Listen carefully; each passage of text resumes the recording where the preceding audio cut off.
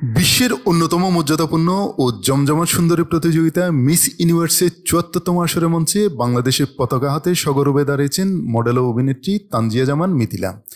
তিনি miss universe Bangladesh ২০২৫-এ মুকুট জয়ের পর গত অক্টোবরের শেষের দিকে থাইল্যান্ডে মূল মঞ্চে দেশের প্রতিনিধিত্ব করতে পৌঁছান। থাইল্যান্ড থেকে সামাজিক যোগাযোগ মাধ্যমে নেটিজেনদের মাঝে তার পোশাক নিয়ে চলমান বিতর্কের বিষয়ে একটি ভিডিও বার্তা দিয়েছেন মিথিলা।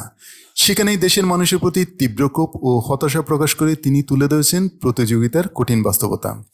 ভিডিওতে মিথিলা বলেন, আমাকে অন্যান্য দেশের মানুষ ট্রল করলে আমার কিছু যায় আসে না, কিন্তু আমাদের দেশের মানুষ তো দেখতেছে আমি কি কষ্ট করতেছি। একটা এত বড় দেশ থেকে যদি একজন ভালো কন্টেস্ট্যান্ট এসে যদি চেষ্টা করে এত কষ্ট, এত ডিসিপ্লিন, টাইমলি সব কিছু করা, এত এফোর্ট, এত কিছু শিখে এত কিছু করে যদি নিজ দেশের মানুষের কাছে অ্যাপ্রিসিয়েশন না পায়, তাহলে তো এটা খুবই কষ্টের। বিকিনি পরা নিয়ে তিনি বলেন, আর আমি কতবার বলবো, আমি যদি বিকিনি না পরি তাহলে আমার টপ 30-তেই যেতে পারবো না। তো আপনারা তো চান আমি জিতি, তো জিততে হলে আমাকে তো বিকিনি পরতে হবে। এখানে আসলে রিলিজিয়নের কিছু নেই। এখানে আমাকে জিততে হলে, বাংলাদেশকে যদি জেতাতে হয় তাহলে আমাকে বিকিনি পরতেই হবে। তার কথায় এই জায়গাটা কিন্তু অনেক বড় একটা জায়গা, এতগুলো মানুষের সাথে কম্পিটিশন এবং সবাই ভালো।